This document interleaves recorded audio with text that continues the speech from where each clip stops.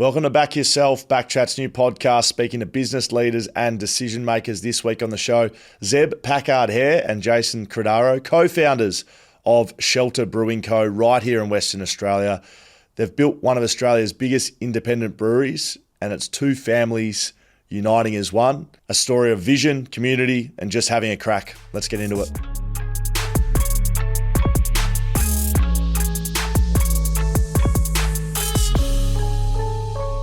Okay, boys, Back Yourself, BackChat's new business podcast. Don't know where we are in it. We've done a few of these chats beforehand. Got the lads from Shelter, Jace, Zeb. How's it going? Welcome. How are we? Good, how are you? Pretty good. Yeah, good. You done many of these before? No. What were you saying before? At least not filmed. What were you saying before, Zeb? Anyone can do a fucking podcast. It's just you don't end up putting it together. No, I think my wife told me. She said anyone can do a podcast, and so I took a video of me talking at the camera and I showed her why not everyone can do a podcast. Boys, it's a conversational one, this one. Shelter, a West Australian company that you two have had a lot to do with setting up and running and everything in between. So I want to do a bit on that. I want to do a bit on your, maybe leadership styles or experiences you've had, ups, downs, a bit all over the place. Sound good? Cool. I don't know. Do we start at the beginning? Where's the beginning? Because maybe even further back than the beginning of Shelter. Like, how do you two blokes get together? Well, we got together at Shelter. Yeah. With Shelter, that project. Yeah, when these guys jumped on board, I wasn't even in WA. I was over in Melbourne at the time. So, growing up, though, you're both from Bustleton. Yeah. But you don't know each other. No. No. Our grandparents did some business or work together like a long, long time ago. Yeah, that was a cracker story. But we knew each other a little bit of each other. Yeah. But we kind of met at the project, and a few months in, we found a picture of my granddad standing next to their granddad, leaning on my granddad's bulldozer. Apparently, he cleared their farm for him back in the day. So. I've seen that photo. Yeah. That's still up, right? I'm sure I've seen it. Yeah. So the families, both Bustleton families, but don't effectively, you two don't know each other. Not prior to this, no. We didn't anyway. I feel like we know each other now. Yeah, correct. Well, then how does the conception happen then? We're not talking about that sort of conception, but business conception. Look, I guess the business that is Shelter, or the precursor to that, Blue Mile, began in 2013. I was working at Little Creatures at the time, and the old man come across an opportunity down on the Bustleton foreshore where they were looking for expressions of interest to put something on the foreshore. I think the city were pretty open at the time what it could be, and me being a brewer at Creatures, I think they all decided, let's have a crack. Why don't we put a brewery down on the foreshore? So I think the old man and one of my brothers in particular, Matt, they spent a lot of time pursuing it, and then we managed to actually win the project, and that is the very basic version of it. Here we are at Shelter now. Put that in perspective. That's three to 4 years before we met. Yep. That they quite a while before. Yeah, it was quite a while before. Right. So what the actions of putting it together was happening before? No. So these guys got the site, as Jace said. Fast forward 3 years, I've just got back from a trip around Australia 2018 with the family. And of course, I'm driving into Busso telling my wife I'm going to go work 4-day weeks and take a bit of a step back from the business and chill out a bit. First beer I had with her dad was when he said the brewery on the foreshore's going to fall over because they haven't found a JV partner. And of course, my ears pricked up. And I did know one of the Credaros. I knew Mike, who's Jason's brother. And I rang him straight away. And I think we met the next morning with the entire family except Jace because he was away. I was in Melbourne. And that was the beginning of it. So, over 3 years post them winning the site down there. So, Jace, you're the head brewer at Shelter, and you were working in beer before this all started. Yes. How do you actually go back before show? How do you get into beer? Like, is it as cliche as I think that you like drinking it, and so you decided to start making it, or? Look, it was a little bit like that, I guess. Kind of grew up in the wine industry, and I started off at uni doing a biological sciences course. I was the worst uni student in the world. Lived on campus, went to the prac classes, didn't go to any theory classes. So about halfway through, I dropped out, went back to the farm, did stuff around the vineyard, but then jumped into a winemaking degree, which I did complete that one, which is good. But during that degree, we actually did this little course in brewing, so down in Margaret River. So proper all grain brewing. So we made a couple of beers each, and I found that I just really enjoyed the process. It was a little bit different to brewing. Winemaking, sorry.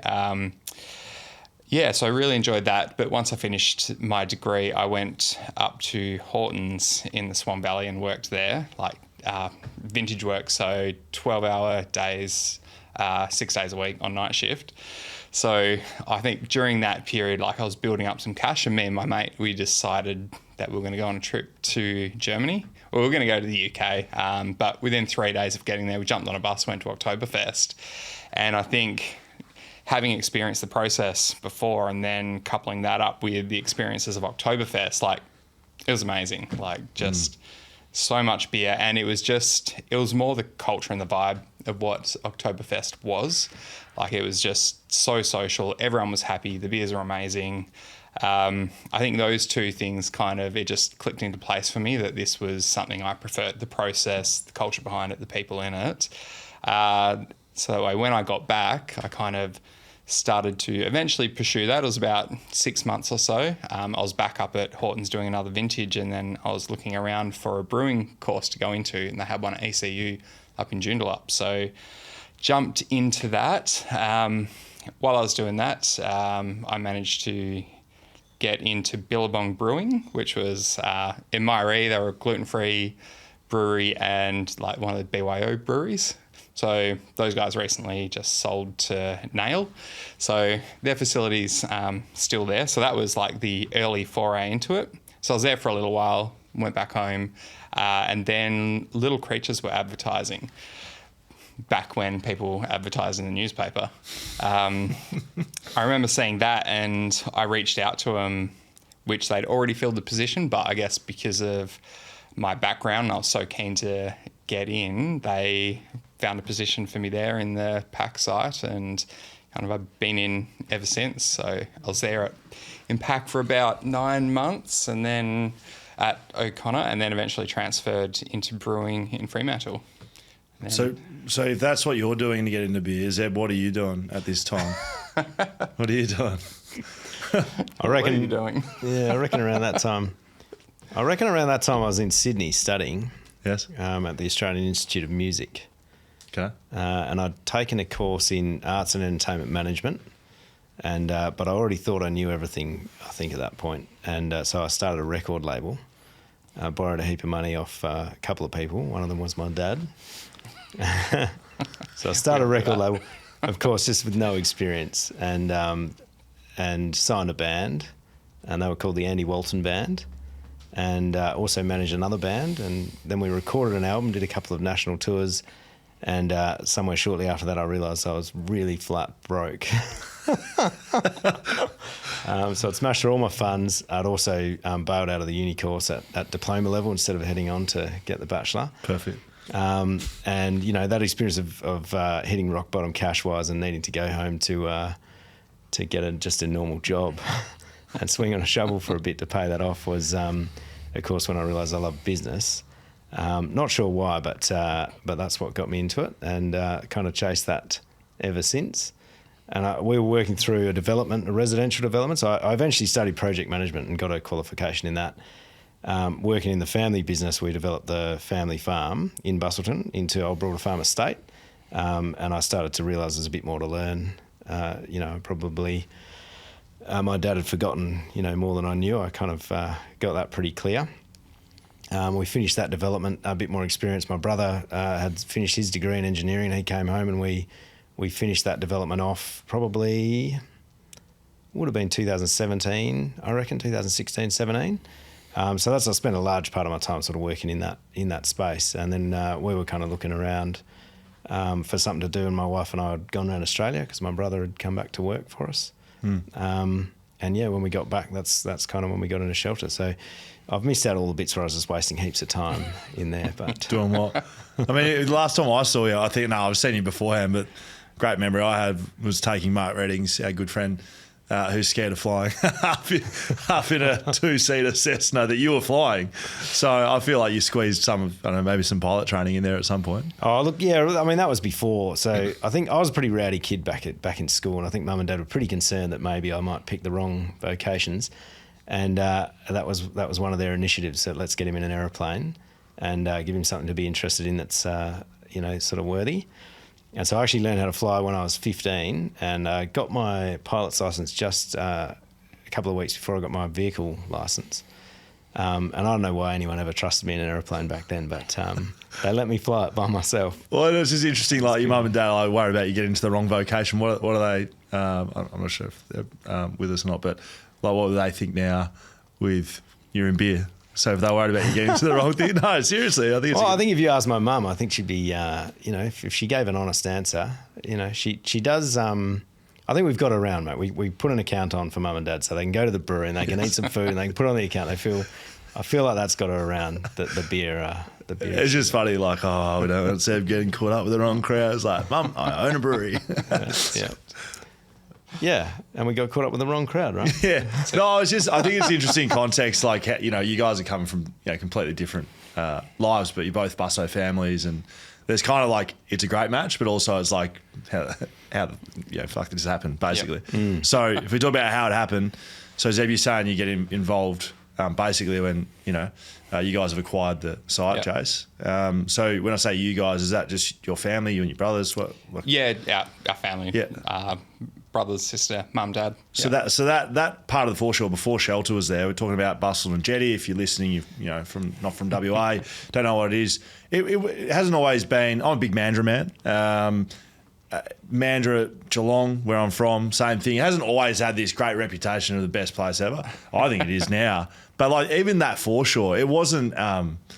Highly sought after. Would you say it wasn't like? For what it is, it's on the water, one of the great locations ever. But it's not like it was this pristine, perfect paradise at the time, right?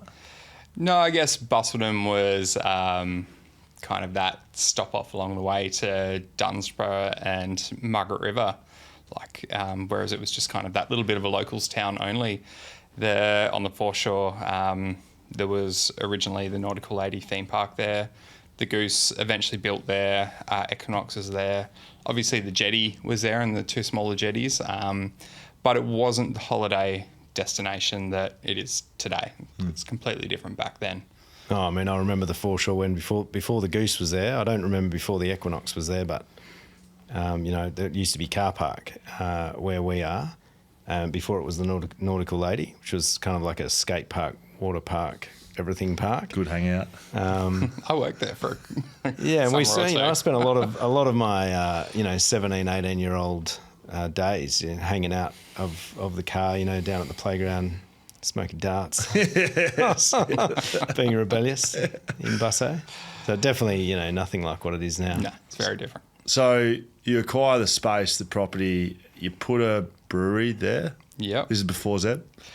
What's there? No. What are you doing? You just got this land in this spot, and what are you doing? You just let's sell beer. Like, what's the plan? Well, that was kind of the plan. I guess the project was very different to what it is now. Like now, Shelter, it is first and foremost, it's a brew pub, hospitality venue with a brewery there to brew the beers for it. Whereas it was always going to be a brew pub, but I guess with our wine background and winery, there was always going to be a little bit of a focus on wine there too. So I guess when Zeb and Ash come along, we took that step back so that way we could all work on the project together as a team instead of them just jumping on for the ride and with the project as it currently was. So I guess what we did then is we just streamlined it a bit and focused on just being a brewery, which was good. Not all roses, though. Never all roses. Oh, no, there was plenty of non. There's a bit, I reckon there's a bit more of that story that's worth, it's worth uncovering because, it just sort of, it tells a story about the fortuitous reasons why we ended up where we are. Yeah. And it wasn't any one thing. It was a whole bunch of stuff. Like originally on the foreshore, there were 2 sites. Yeah. And in front of where Shelter stands now, there's a big grassed area that used to be a site that was also put up for tender. And of course, everybody wanted that site because that was right on the jetty. So everybody went for that site. I believe the Credaros are the only guys that went for the back site because they were like, we're brewery, winery, that's fine. We'll be at the back. Yeah. And Dome won the front side, I believe. And don't quote me on this. I'm not 100% sure who won it, but I'm pretty sure Dome won it. Dome, yeah. They pulled out, and the Credaros were able to negotiate over a couple of year period there with the council that because Dome had pulled out, that site should go back to being public reserve. And then, in fact, we should, make sure that we have a viewing curtilage in front of the brewery so we can always see the jetty. So it went from being the site that nobody went for to being, the site that it is now. Site. Yeah, and when we got there, when Ash and I came into it to come and have a look, it was Ash just... is your brother? Ash is my brother, yeah. We're standing down there on the foreshore and it's just a bunch of wood chips on the ground with a few rocks around it. And we're sort of standing there and we're looking at each other and we're looking at the jetty and we're looking at each other and we're like, how is this a site that, we literally made a phone call and all of a sudden this is a site we're actually talking about getting into. It was pretty magical, you sort of stand there and the jetty's like right there. And now we stand in the brewery and it's still that magical. The other thing to note is that when we called him up, I called Mike up and I said, interested. And he said, we hadn't really thought of, reaching out to sort of local crew. I guess you guys were looking for, maybe a bigger business partner that could, bring some clout and capital. And we said, well, look, we might not be that partner, but we're pretty keen on it. And we had a meeting the next day and it was like the whole family, like I said. And we found out at that meeting there was 2 weeks left to go before the preferred proponent status ran out. So which is what? They'd held the site and they were the preferred proponent, which meant they had the right to move forward with their project on the site. This is the Credaros. And those preferred proponent periods are capped, so that, a person can't take forever to develop the site, right. After which they go back out to EOI and anyone else can have a crack at it. Yep. So we rang and had a meeting 2 weeks out and there just happened to be a council meeting like 5 days after that meeting, which we represented at, and we requested the council extend the period so that we could get into partnership, convince them we were genuine, and it was that close, 2 weeks away. They gave us we asked for a 3-month extension, they gave us a 2-month extension. And so we got into partnership with these lads in 2 months, and there's some funny stories in there. Yeah. For sure. No, it's remarkable because, again, if you've ever been down there, it's like you look at this big bloody golden brewery and you're like, must have just built it and got a bit of money together and built it. Like the actual in-between stuff is what I'm actually interested in. So from your side, Jason, Credaros, what are you guys thinking with 2 weeks to run? Are you like, what like, if we pretend Zeb isn't here, like what are you guys doing? Are you like, we're fucked here, or what's the go? Well, I was over in Melbourne at that point. I was working for so you're on holiday, Brick Lane Brewing, so brewing in Melbourne. I was on the phone to the old man thinking, look, maybe it's for the best if it didn't work out. Like, obviously, it's a big project, and we don't want to go into something if it's really beyond our capacity and pull the rest of the business down. So look, maybe it's fate. It's not meant to happen. And look, if it lapses, it lapses, and we'll move on to other things. Like the next day, I think it was, I was getting a phone call from one of the brothers about these guys, and it's like, all right, fuck, we're back on here. Yeah. What's the interesting stuff in the middle then that, like, to pull together a business like deal? We didn't know. We knew of each other, but we didn't know each other, right? But we're local families, and like I knew people. They knew. I've been to Maddie's house. I've been to your parents' house for a number of parties. Met each other back in the day through parties. We're still like me and Ash looking at each other and going, the magnitude of this for Ash and myself was. We're like, we can do this project. That's great. Let's borrow all the money we can borrow.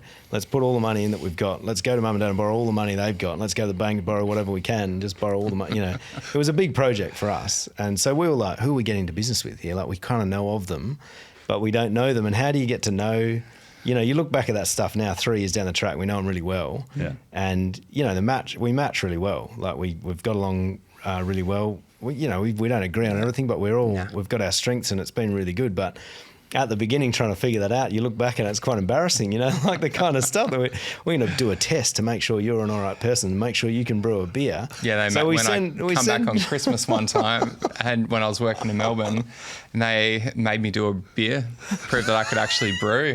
What, in front of them? Or pretty much, yeah. So we got a golf course manager, Matty, and he used to work at Eagle Bay, and he's a bit of a brewer, and we'd known him for quite a while, so we're like, Matty, we're sending you in. You go in, you tell us if he's all right. And the funny thing was, we're really just, we're making up ways to try and get to know people, and that was one of them. That beer was absolutely undrinkable. It came out of the keg just foam, and I tasted it, and I was like, My defence, I was only there for work production. I flew out like 2 days later. It was up to them to look after it, get it carbonated, and they fucked it up. we to be fair, we kind of gave up on it. Like, the brew was the main thing. We chatted to Matty, and Matty was like, yeah, all right, and we were like, all right, yep, don't know whether that proved anything. Can't drink this, but yeah, great. Yeah. It's interesting. Like, I assume there would have been a few beers had. Like when you're talking there, I'm like, well, what happens when a new footballer comes into a footy club? How do you get to know him? Well, you get on the piss. Honestly. Flat out. And I'm assuming there would have been a few of those, because to be able to put it together in 2 months, again, we can fast forward to where it is now, but it's a big achievement to be able to actually put it together, and probably a fair bit of trust from either side, right? Both sides. Oh, yeah, absolutely. look, we had so much in common. By the time we got into the beers and we started talking, we're all the brothers working in family businesses, from farming backgrounds, and granddads clearing each other's farms, etc. It was all pretty easy. I think it fit really well, and it didn't take us long to figure that out. Obviously, we still had some stuff that we wanted to, suss out, make sure our values were aligned, and we actually one of the best things I reckon we ever did, because we kind of realised when you at it, we all realised there's a really significant propensity for us to fall out over stuff that's silly. So we leaned into getting a business coach. We actually went and found a really professional business coach, came down and helped us out in terms of just aligning, making sure we're having the conversations we need to have correctly. And I reckon that was a really integral part of us being able to have, conversations that were appropriate to achieve the outcomes without, having disagreements, and making sure that we remain on the same page. That's interesting. Yeah, so that was really handy. And that was just, that speaks, I think, to just about everyone on the table. In every board meeting that we have, everyone's ready to put their hand up and say, I don't know, I'm not the expert at this. Let's ask someone who is. We're always willing to go and find, the person who can have the input we need to get the result that we all want. And we're all willing to say that we're not the ones to do the job. So. And you put that down to sort of how it started, and having someone in there to go, right, you guys, 2 families, you got a lot in common, that's great, but you're about to get into business together. Yeah, it's a different beast. This is how you're going to do it. Do you look back on it the same way, Jace? Yeah. Oh, look, I think without that business coach coming in, I think there would have been 100 pressure points along the way, 1,000 where there was that potential for fallouts or the business go the wrong way, like potentially even up to before we open the doors. But look, definitely, I think it's if you're starting a new business and it's like especially going into partnerships, it's crucial having that extra person in the room, like to help mentor situations you may have never had that experience in the past. Whether it's operational, relationships, general business decisions. So and it's always relationships. Yeah, like generally that's where things fall over. You don't agree, and it's generally personal. It's generally subjective, and you've got to. You got to have a way of having those communications without it falling apart, Yeah. Which I think was valuable there. I reckon a lot of the other stuff was to do with the really, the significant commonality we had in backgrounds, and a lot of our experience, I think, where things had gone wrong in the past, you bring that to the table and make sure that didn't happen again. So that helped as well. But definitely bringing a third party into different perspective, they can... Just even if it's not a professional, they can look and be like, what are you boys fighting about again? Yeah. So the business coach is what you got right. What did you get wrong early? Ooh. Not throughout the whole business. There's only an hour podcast. So. But speaking to a few guys already, there's a lot of mistakes to get made. What do you look back on and go, now that we know what we know, like, what did you stuff up early and how'd you fix it? What did we stuff up early? So you go well, I think. We didn't stuff anything up. Bullshit. Oh, mate, there's definitely a few. I mean, I think It's hard to look at them as stuff ups, right? Because you know you could have done it better. Yeah. No, you know. You know the result could have been better, but also you would have missed out on whatever it was that you picked up, through the experience that you did it. Yeah. Which is probably why I can't think of anything specific, because generally if there's something that's really wrong, it's been folded into something we've learned that we've been able to implement in an improved manner. That's generally how we look at stuff. So I crashed a lot of machinery. Yeah. Who was letting him drive it? Yeah. Well, he eventually got There's a new rule from it. But so you would have made mistakes clearly, but that answer tells me that how you guys operate is, when stuff's not going well, like you get on and fix it. Like, do you think that's something that Shelter or you guys working together, you'd stand by, like your brewers? Yeah, and you absolutely. Yeah. No, I think we are pretty good at, in a lot of ways, muddling our way through. Probably one of the things that I think, not so much a mistake, again, a learning, as a brewer, like going into like those management positions where there's a lot of admin, a lot of HR, is, I guess when I got into the industry, like you're taught to be a brewer. That's it. Yeah. Like that development into leadership positions, into management, all of those, it wasn't really there, like, not through any lack of the companies you work for. It just wasn't a focus. Like, we were in there, we were training to be brewers. That's who and what we were. And I think it really, for me, came to light as Shelter got up and running, and you're onboarding people and you're training people, and HR issues come up, or not even HR issues, just challenges that you face on a daily basis that your staff face as well, whether it's in at work or at home, like not knowing how to navigate those situations the best. Like the people management. Yeah, and learning on the job is difficult because you're learning on the job while at the same time trying to help staff or help find your way through situations, whether and even operationally as well. So it was not so much a mistake. It's just that was probably one thing, if I could go back and do things again, is probably learn a little bit more around that management prior to going into something like Shelter, or as soon as you're in it, actually trying to take that time to do it, because we're all on a farm. You're used to trying to muddle your way through and fix things as you go, because there's not always the resource there externally to pull in on. So yeah, pulling nuts and bolts together. But so we always muddled our way through, but if could have done that, got a little bit of prior learning, it would have shortcut a lot of things. Oh, that's good. But again, you look back now and you didn't have the time probably. So it's all good to sit here and be like, that'd be great to go and spend 6 months learning how to do it, but you wouldn't have been able to do what you did in the first place. Nah, that first 6 months to a year was just a blur. Well, what was hard? Was it the amount of work? Was it the type of work? Was it the inexperience? All? Maybe a bit Mate, of it was all. like me and Chris. I mean, here's a mistake. Me and Chris Credaro, one of Jace's brothers, are pretty. We like driving machinery and we like moving earth around. And so when we went out to find the builder, and I mean there was nothing standard really about the approach we've got. One of the most eccentric architects in the world.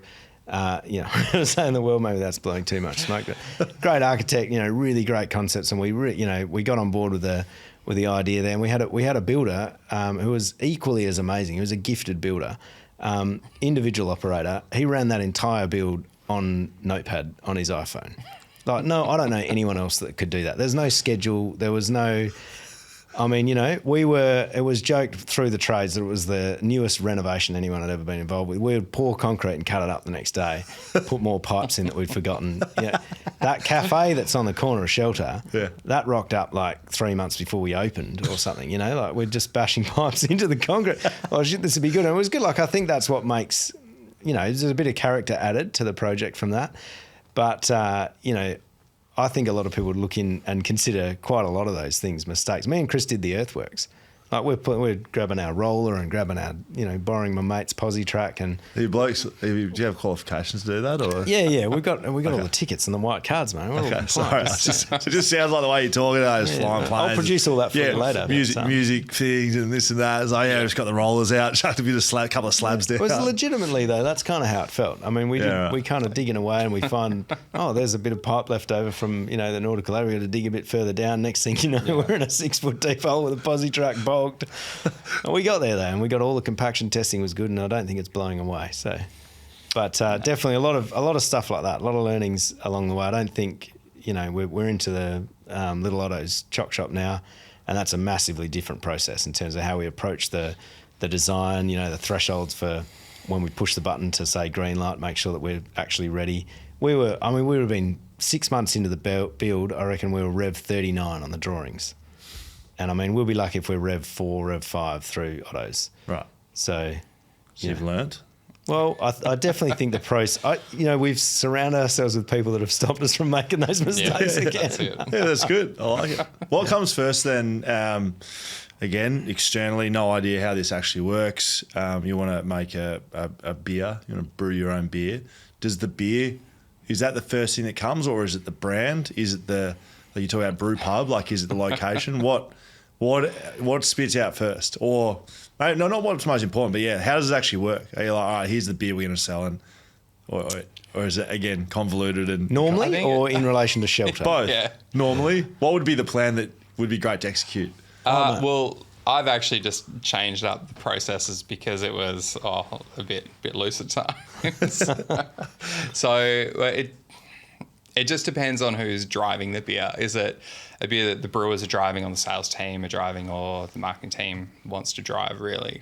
So it can come from any direction, really, like when you want to create a beer. So it's... I want to say though, the normal process for creating a brew pub Yes. is two blokes go into a garage with a home brew kit and they brew the best beer that they've ever tasted, and they get inspired and off they go to create a brew pub, and it's all grown out of the beer.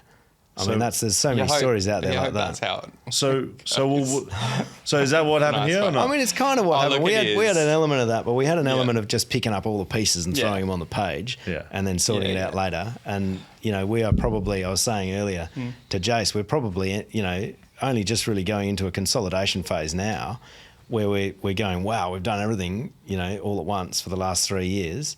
What's sticking, what's working, and let's organise it now. So I would suggest that maybe that's a little bit backwards in terms of how you normally roll it out. Yeah, maybe, but we spoke to the boys from Whippersnapper, who different journey to you guys, but and we've spoken to a couple of other guys as well. That I feel like there's a lot of commonality between starting business. You don't get a business plan dots 1 to 10 and you work through it systematically. Like, it doesn't work like that. No, it doesn't. Look, you're there. When you get to that systematical point, it's generally a long time down the road and you've fucked up a lot of stuff. Yeah. Really. To be honest. You boys are holding back on me on how much you fucked up. I know you are. Look, I can see it by your faces. Generally, with Shelter, we started it because at the end of the day, we wanted to. I wanted to brew beer. I wanted to be back down south with the family, working with all of them. So that was why I got into it, and everyone kind of want to come along on the journey as well, which is great. Maybe we should talk about how we opened a brewery without having a brewery. Oh, yeah. That was fun. Tell me. Yeah, it was in the midst of a freight crisis. Well, it was. We thought we were on the fast boat, we're on the slow boat, so we actually opened with no brewery.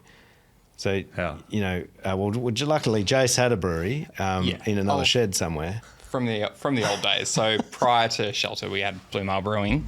So I still had all the old kit there. And what we were about, how far out from open when our equipment just kept getting knocked back in, because during all the issues with international freight and COVID, all our equipment was meant to be on an express ship out of China. I was in the Suez Canal somewhere. It got docked at Singapore and pulled off the ship, and we basically had to pay a fee to get it put back on the ship, even though we'd already It was paid extortion, for it. yeah.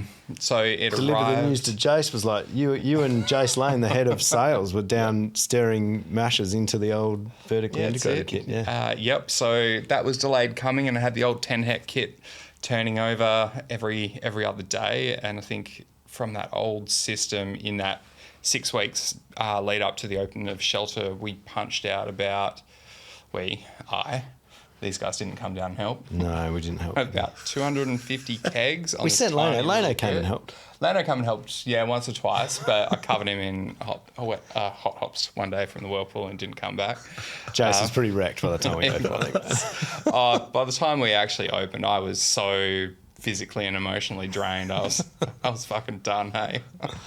And in the days leading up to it, 4 days before our soft opens, we were This is the rolling venue. in. You say soft opens. Is this the brew pub? The brew pub. We were rolling in 100 hect tanks on 2 pallet jacks, like through the big roller door, and I just had to walk away. I couldn't sit there and watch Me and Chris these had it, tanks. mate. We had the sway. machines. We had it sorted. It was fine. So you were driving them? Oh, mate, these Maybe. 8.5 metre tall chunks of stainless just swaying on. Oh, they're just sway lo- tanks. It was loaders and never at pallet risk. jacks. We did. Couldn't We handle bit it. off a lot. I mean, we're all the type of people that like to do whatever we can ourselves, and we had the builder we were working with was really open to that, which was great. And so we were on site, like building. We built all the furniture. Chris and I welded up all the frames. Ash machined up all the wood. Some of the wood we milled from logs, on Dad's mill. And we're screwing that onto tables, getting ready for the opening sort of thing. We bought the chairs. Yeah. But yeah, we really bit off a lot of stuff. We installed all the glycol. That's why there were so many That was fun. mistakes. We were doing so much stuff. Isn't there aren't the floors heated, or am I making that up? Oh, hydronically heated floor. Yep. Yeah. So did that happen before the slab got put down, or did you figure that out? Oh, thankfully, yes. Yeah. No, that was because we really wanted to have the brewery open. Like, you go into breweries and some breweries just have a window you can look through. It's like the brewery's in there and the restaurant's in here. And our architect was really massive on the space just being, all one in the same space. And so because of that, you had all the massive doors that slide open and, the brewery's like right there. And I forgot the point that I was trying to get to. When it gets cold. Yeah, when it gets cold. That's right, hydronic heating. Well, we can't air condition a space like that No, either. it's too big. Yeah. So you can't meet whatever the requirements are for that. So, in winter you've not got reverse cycle. We didn't want to have a fire. We thought that was irresponsible. So I'm not sure who came up with the hydronic. That was Paul. That was Paul's thing. Yeah. Is opening day like a big milestone? Like it's a dumb question, but is that something you remember as like, we're legit? Well, And do you remember? so going back to when I was completely fried pull this a bit. after. Pull this a bit closer. Going back to when I was completely fried after turning over this tiny brew system every day for like 6 to 8 weeks. Getting up to open day, like we were having the usual issues pop up with new dispense systems, glycol, just getting stock there. And I was in the middle of a run to go back out and get more kegs.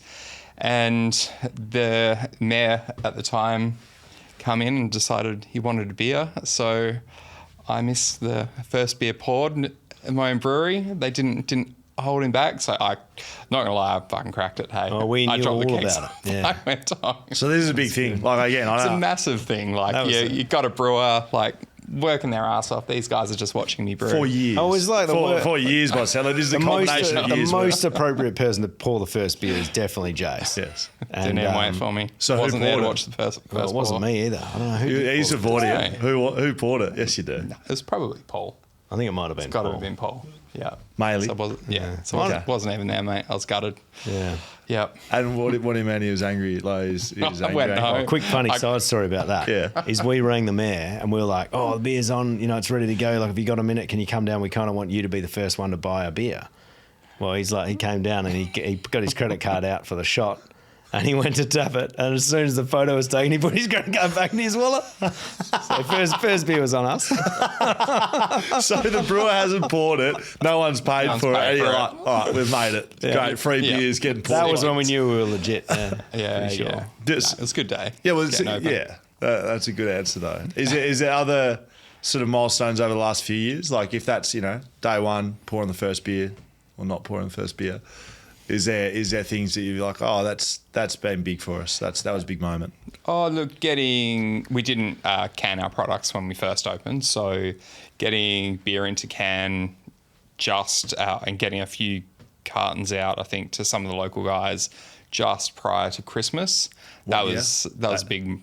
Pardon? Was that first year? Yep, first year. So within a couple of months of opening, because we didn't really originally plan on canning from day one, but we ended up doing it, much to my stress. So that was a pretty big milestone. And like each time we add on a new core range product, it is like when you pick up your first awards, like whether it's bronze, silver, gold trophy, like all of these things are milestones. I guess for me as brewer. What about you, Zeb? So explain your role in the business though in terms of day to day and other than driving trucks and like not operational. I mean, I'm always sort of I got a lot of energy for projects and I kind of make a lot of phone calls and get stuff done. So generally, if something new's happening, I'll be involved and on the front foot there. But once it's operational, that's not my strength. So. Definitely different milestones, I think, were impactful for me. And I think probably the biggest one for me, which I probably haven't really even shared it, and it's, it was just a passing by, just happened to occur. I'd gone into the brewery, we were getting pretty close to opening and most of the stuff was in there except, of course, the brewery. And I'm walking along the mez deck, and it's kind of twilight and I've just turned around and looked out. Mez deck's first floor, so that's the elevated spot, and we're looking straight out over the jetty through the massive triangle windows, and I had a bit of a moment there just by myself. So for me, that was pretty impactful because we'd had a lot to do, with constructing stuff, and the tables were there, and you could sort of see what we'd touched in the space was all there, and just having that moment where it was nearly finished. You're kind of looking out, we're like, wow, like this is where we are. For me, that was really cool, and I think. Probably the other one was when we first invited guests into the space, and we had sort of 600 people in there, and, we call it a soft launch, and, opening, missing this and that part of the opening. The opening spread over like, a week. If you talk to our wives about it and you want to talk about mistakes, I've got a whole list of stuff in that department. She's got a notebook. Yeah, quite a big one. But she was like, well, you missed that part of it. You had another 7 openings, so get over it, sort of thing. Yeah. But the first soft opening where we invited the friends and family in, and we sort of went, here it is, it's done, and we served them all food and turned the beers on. That was a pretty significant moment for me. I think most of the other stuff, from then on for me. I've kind of backed off to board level and we're helping make decisions, but Jace is obviously operational. So there's been, like winning gold on the red was pretty sweet. Yeah. That was, those ones come back excitedly from, exec side back to us. Like, we've done this. It's really good. That's quite exciting. But not as connected, to that stuff as Jace is anyway. Yeah, I kind of have to push it out of my mind. Oops, sorry. So just the camera back for the whole thing. That's it. Oh, look, probably one big one for me was, I think it would have been 3 or 4 months after we opened. We're up and going, and I think we were sitting upstairs one day. I think we're having a meeting or something, or a few beers anyway, and looking back down into the venue, and the venue was full, but the big one for me there was on one of the long tables there. Up one end of the table, all the adults were sitting around having some food, having some beers, but all the kids were on the other end, and they all brought in like and Jenga and stuff like that. So I think for me it was that the big one was that realization and acknowledgement that what we'd created was a place that was actually just really family friendly, like a real, I guess, meeting point for the community. Like seeing everyone be able to come in, everyone be comfortable, enjoy some food, enjoy the atmosphere, like adults having fun, kids having fun. And for me, that was probably one of the biggest like light bulb moments for me, that like, we've actually kind of, for me, like succeeded. We have managed to achieve one of the things that we set out to achieve, which was just create a venue for everybody. Yeah. So I was about to ask, next question for both of you was, what do you think is important for you guys as a business, or what have you learnt that is important? So you spoke about the business coach at the start, helping you set up relationships and how you speak to each other. From a business standpoint, if family is important, what's important, or what have you learnt to be important for you guys specifically that you think other people would be Mate, hands down for me, the most important thing I've learnt through the process of Shelter specifically, because it was so engrossing, from a work point of view, is exactly family. Like the toll that takes outside of the workspace. I'm kind of in there. I'm getting fulfilled, and I'm doing 80 hours a week, and it doesn't matter because I'm loving every second of it. I've got 4 kids, and I've got a missus as well, and we just got back from a trip around Australia, and all of a sudden I'm 80 hours a week for 2 years. The biggest learning for me, and I think the biggest takeaway into any other endeavour that we choose to do, will be that more considerations required, for that, and it's, maybe that's a bit cliche, maybe it sounds a bit cliche, but it's a serious thing, because you are so supported from that side, and your kids are still there and they're still connected to you because of, that family unit that's sort of, effectively in the background of that scenario without being recognised as, standing up there and opening the brewery. So for me, the most impactful thing coming out the end of that was, let's not do that again in that way. Well, so my question would be like, how do you fix it? Because I agree with you, and it's funny, you not having to sat where I am. I've heard the same thing from multiple people. But my counter, and being devil's advocate, even though I agree with you, how do you do it without putting that time in? The 80 hours that you were spending, that wasn't just because you felt like it. No. You had to do the work. So how do you? That was going to be, part of the business advice is don't do too much research and thinking about it before you do it. Otherwise, you won't. Yeah. I mean, the short answer is you can't. But what you can do is you can bring those, those important support people along for the journey, a bit more, because it's really easy to get engrossed, right, in stuff, especially when you're passionate about it and there's like a big outcome at the end and there's deadlines, and that can become really insular, for you, but it doesn't need to be, because my wife Hayley, she's excited about stuff we're doing just as much as I am, and that ability to, it's not so much like you don't do the 80 hours, but you do the 80 hours and you make sure at least 10 or 20 or whatever it needs to be is done, in a connected manner, so that everyone's coming along for the ride, yeah. Which I feel like, we were all a bit out of our depth with Shelter. That was a new thing, and that was very, very, it was beyond anything we'd sort of hooked into before, especially in that time frame. So, for me, that would just be something I'd be more mindful of. I'm not saying I'd pull it off, mate. Plenty of great advice that's hard to take, but no, that's good. Yeah, I'd definitely be mindful of that going into. And look, we have with the chocolate factory with Otto's, we certainly approach that differently, and we just picked our, the concessions we're happy to make in relation to how much input we had and how many things we could do, in order to get it done in a manner that was a little more or a little less chaotic, let's say. So, you, Jace, you spoke about that being a big moment, families being involved, but what have you learned from a business side? I think it's important. When you are starting up a new business, or even if you're working on an existing business, it's really important to occasionally just take a step back and just have a look at what it is you've achieved, like the highs, the lows, everything like that. Because when you're caught up in the day-to-day of the business or the project or whatever it is, like, you can just become so engrossed in it that you just don't see any of it.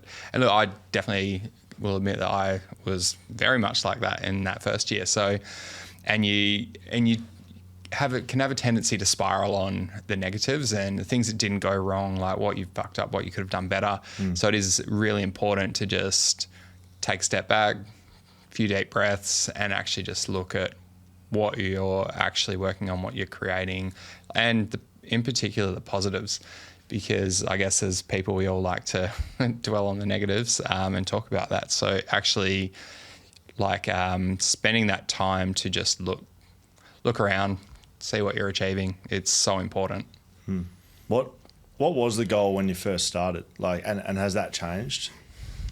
Oh, I think that changes every week. Too carried away now. Yeah, I guess Yeah, and again, I'm not absolutely anywhere near your boys' level with what you've put together, but we run business here. My wife runs a business, and sometimes I think, like, what the fuck are we doing here? Yeah. Like, are you guys the same, or did you have this? Look, we wanted to be, top 5 independent brewer in Australia. Look, I think we all had like super lofty ambitions that like one day we'd love for Shelter to get to the point where it's a national brand. I don't think we'd make any secrets of that one. I think that's what a lot of us brewers want to try to achieve when we do eventually set out on our own. Not all, like there's some great examples of breweries out there where they have decided that this is what they want to be, the small, like local neighbourhood kind of brewery. We obviously wanted to cater to like Bustleton and tourism as well as locals, because we are from Bustleton. We do love Bustleton, but we did want to, in particular, like try to create a brand and a range of beers that we could push out into the wider market. I think Zeb's already mentioned, like this last 12 months, we're looking more at a consolidation year, because I think it's one of those ones where, like, one of those things where we've taken a step back and it's, is this still what we want to do? Like, do we want to be national? Do we want to invest like so much of our personal time and effort into these kinds of larger projects? I want to say the answer's still yes. It's not no. It's just that get some personal time back. Yeah, you build a significant amount of perspective around what you've got to put in so you can get to achieve those results. And you can ask that question, and the answer's still yes. But like actually asking the question is something you probably don't do in the first couple of years. You just go on. Yeah, and we literally, we all got caught up in it, and we're all, we can do anything type of people. I think my brother less so. He's always been a good handbrake for me. He's one of the balancers. He is, yeah. Does he need a handbrake? You need that. I was thinking, because it's like with consolidation. Like, what are you up to, mate? I was building a chocolate. Yeah. But don't ask my brother. Yeah, but I think like this year, like it was more that take the foot off the pedal a bit and like just focus a bit more locally. Like enjoy what it is we're doing. Enjoy brewing, enjoy the venue, enjoy the project we're working on, and when I say focus there. When I say consolidate, I mean it's about getting the foundation in order. You know what I mean? Like we've got an awesome hospo venue there. Brilliant. We've got a great brand. We've got great beer coming out. This is one of the most cracking ones sitting next to me. Here. This is the Boho Premium Pilsner. Yeah, nice. That's a cracker. Shameless plug. It's good. But that's the last one. Yeah, you got to, the zooming out and having a look at what you've done, is great. Is great for you, but it's also great to just be like, oh, we got a bit far over here, and we need, we got a bit of ahead of ourselves over there. We really need to just make sure we focus on the, what the core of the business is, and make sure we focus on getting that foundation right. Because I reckon all of that stuff's still a yes. And 2 years ago, I would have said, whatever. You look at Stone and Wood and you're like, we're going to be Stone and Wood in like 5 years, right? And as you go along, that just becomes a more realistic, okay, maybe it's going to be 10 years, maybe it's going to be 20 years. Maybe it's not going to be Stone and Wood quite. Maybe we're going to consolidate this and this is really great. We don't have to be Stone and Wood, and we can do this and we can achieve different things in the existing market that we've got. So I reckon the answer's still yes, but it's just a slightly doused down yes compared to what it was 2 years ago. I think it's also a little bit more of let's probably have a little bit more fun along the way, which I think especially when you are in the day-to-day grind, like you do forget that. Like we're brewing beer, it should be fun. Let's make sure we're actually having some fun. That could be cross-industry, and that's not just in beer, right? Yeah, that's exactly right. Think of ourselves or any business really. Like, most people would actually love at least the concept of what they're doing, right? Yeah, like making beer, it's a great concept. Turns into 3 years of bloody hard work, but if you could just pause for a second, you're like, oh, we're still making beer, and that is still pretty cool. Yep. Right? Is it? Yeah. No, that's it. Oh, that's what I have to tell my brewers when we mess something up. It's like, guys, just take a minute. We're not saving lives, we're brewing beer. Yeah. It was a mistake. Let's take a step back, go again. Let's have some fun. Let's brew some beer. spoken about sort of your family's relationship and how you guys came together. How much of you, and I don't care who answers this, like people involved in what you're doing? So not necessarily just your two families, but I know you guys employ a shitload of people, and I'd imagine the success and failure is off the back of staff and people and partners, and how important is that element? The culture element of that is right at the top. Yeah. And we're really we're epically lucky to have the staff set that we've ended up. We've got Paul Maley as CEO. Obviously you know Tom and the sales crew and whatever. Getting the people and making sure that they are the people that convey the culture, to everybody else, and they can do it effectively, and that it matches, what we stand for. Massively important in terms of if the comms break at the top, it's just straight through the business like a wildfire. And so we're really lucky there. But it's a lot of staff, and I don't, there's not one board member except Chris. Maybe he was going to learn hospitality, right? Yeah, he was going to learn hospitality. There's not one board member that could put their hand up for that. We had to go and find the specialist, and we're really lucky to have got him on board. And that's been a massive win. I think without that element, running 160 staff through a hot summer is basically impossible. So I know you boys were talking before we jumped in here, went down to lunch. Is there some crazy stories that you thought about that the journey's presented itself that we haven't touched on? Like, is there some stuff that you think people wouldn't know this, but this is what happened? Whether it's in the build, whether it's in the brand, whether it's in the beer. Have you blown up tanks? Well, luckily we haven't blown up tanks because they're expensive to replace. Yeah, touch wood. You're so measured, Jace. Please don't blow up any tanks. They're pretty expensive to replace these days.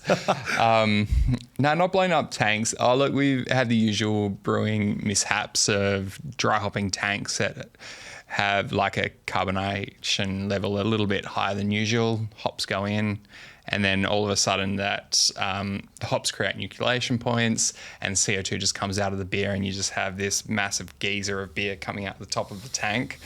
So we didn't get that one on camera, unfortunately, but we've had a few mishaps like that. I've seen. What have I seen? Was this who chopped a keg out the back of Shelter? Was that you? Was this some? That would I'm making this up. Surely.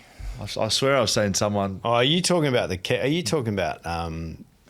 He's talking about Indian Ocean Brewing's. Oh, is it not here? In the back of the car, that keg. Oh yeah, blew up and went everywhere. That wasn't. I assume, but I assume all that sort of stuff happened. But I mean, in the business, like I don't know, like and it doesn't have to be things that have gone wrong, but just stories that across the journey you guys would have seen that no one else would have. That helps the fabric of what you boys have put together. I'll tell the story about how hockey brings us together, mate. Like, it's not. It was pretty interesting. Paul Maley's a mad keen hockey fanatic, and so is Tom. And I played hockey when I was younger as well. And Jace played hockey, and Mike played hockey, and Chris played hockey. My brother played hockey. And next thing you know, we're all playing hockey on a Masters side, in Busso, on the field. And Chris, I already ran one game and broke his ankle, and then never came back. I think Jace ran 2 games and accidentally I gave up hockey a long time ago. It's a bizarre sport. Every time I meet anyone from Shelter, it's like, how do you know him? Oh, he's playing hockey. What's going on? I don't know. There was just, I feel like it's like, like minds just attract each other. Obviously, hockey players just, get together. But I've spent a lot of, for me, Paul, Tom, a couple of the other guys. My brother, he played until he got cracked in the head. He got 3 goals.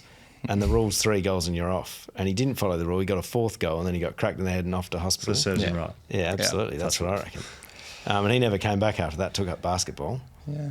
But for me, that's something no one would know. So no one would know that our CEO Paul Maley has gotten right up in my face after I told him I probably couldn't run one on a short corner, and he said, "Well, get the fuck off the field then."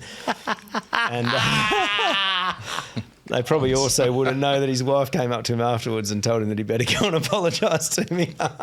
Was this before or was this during working together? Oh yeah. Yeah, Paul Maley and the White Line is brilliant. Yeah. A lot of steam gets blown off on the other side of that one. Would you, sitting here today, looking back, would you do it again if you had the opportunity to go back in time? Oh yeah, definitely. 100%, mate. Right. Yeah, good. Probably change a few things along the way. Of course. I mean, you apply Do the it lens, again, but mate, sure. it's been a ride. good. Yeah. And where you sit now, you said, spoken a little bit about where you feel. What's the future hold, do you think? Or you don't know, I suppose. But what would you like? What would you, you started a brewery, a brew pub, a brand. What does it look like in 2, 3, 5 years, 10 years time? Oh, look, I reckon the most important thing for me is that our partnership, us and Packard-Hairs, are still loving working together.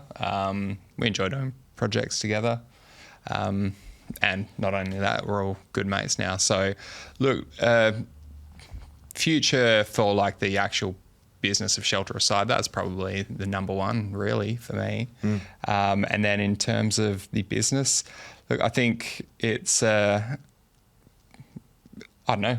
There's always projects, always opportunities that come along. Like obviously we're working on the chocolate factory now, which that's a good fun project. There's potentially other ones in the works in the future, but I think it's a little bit of for me, take it day by day, have some fun along the way, put out some good beers, keep having fun with these guys, and yeah, see where we go. Yeah, I've got the same two elements to answer that question. There's a business strategy that's all sensible and carefully planned, and then there's you just want to be proud of your beers. You want your mates to go, fuck, that's a great beer when you drink it. And you want to have a great venue. It's really fun. It's super fun running a brewery in Busso, and that's, you don't want to get caught up too much on the strategy and the growth and the takeover, whatever. That's if we're all in 10 years from now and we haven't done anything other than run the brewery in Busso, that's still going to be a really good time. So I'm asking all guests on Back Yourself this one. If you give one piece of advice to young Jason or young Zeb, or even just someone young, early 20s, thinking about whatever you're thinking about, what would you say to them? No. It's the best advice Ash gives me on the daily. Look, serious. It's good. I was waiting for the rest of the follow-up. Look, for me, I guess it depends on what the advice is for. If it's business advice and you're going to go into business, or you want to pursue something like that, even if you're not, you're just building your career, definitely try to find a mentor. Absolutely. I reckon that's so important. Don't get me wrong, I'm someone that's always liked to teach myself stuff.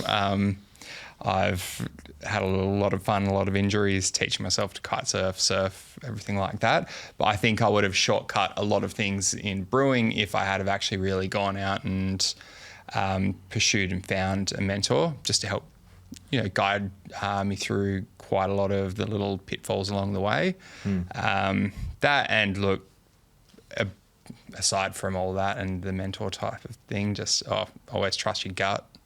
I think that's key. I want to come back from I've got more deep advice than no. That's good. And if you don't mind me getting, got good advice. If you don't mind me getting a little bit weird, good. I think, and my wife will hate me because she hates this saying. I'll pull it out every now and then, but one of the sayings I live my life by is I don't know who said it, but my mum said it to me, and it's all suffering is caused by attachment to things being other than they are, right? So wrap your head around that. Basically what it means is there's the flaw and here's the reality, and you got to accept it. And my advice would be that you've got to be Play-Doh when it comes to that stuff. You'll have, as I did, a romantic, view of what's going to happen, especially brewing. I've brewed like a couple of home brews, and I reckon I know what's going on. We're going to make this magic beer and everyone's going to love it and all the world and whatever, that's not going to happen. And you're going to think of something that's amazing and you're going to put it out there and people are going to be like, no, we don't want it. And that's going to happen over and over and over and over again. That's got to be, it's not attached to how good your idea was, you've got to kind of zoom out and realize that. And you've got to be malleable enough to go, okay, we're in business, you know what I mean? Get the ego unattached from what it is you're offering. That wasn't quite right, but it's a great idea. How do we change it? How do we mold it into something, that is actually going to work?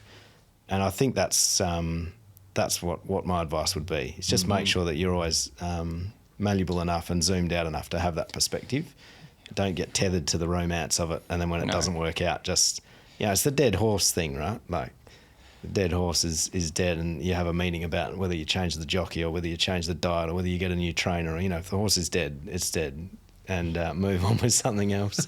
Yeah, That's good. I like that. Oh yeah, I agree. I think external opinions have been the death of a lot of really good people's careers. So yeah, having the ability to do that, have that thick skin, like you got to have it. It's good. Boys, anything else you want to add? I've enjoyed this a lot. Have we missed something? Is there something that... We missed locking in that day. We're going to get skied upside down in that plane. No, don't worry. We haven't missed that at all. Rachel's here right now. She's got it in the diary. Anything for me? I'm going to finish off in a sec, but good. I mean, boys, Shelter's been a huge part of what we've been able to build here. So hearing how you boys started, came together, thank you for your time. But more importantly for us, like at BackChat, it's been a pretty cool partnership to watch you guys grow. I think at times we've sort of felt like we're trying to follow in your footsteps a bit and taking over the world, and then you're like, oh fuck, might not take over the world, and whatever it is, it's been cool. So appreciate you sitting down for a chat. If you're in the Busso region and you want to go down for a beer, I can tell you I've been testing their beers for a number of years now, and they're pretty good. Thank you, lads. Hopefully it was fun for you. It was enjoyable for me. Yeah, great, mate. coming Appreciate for a you having chat. us on. Thanks.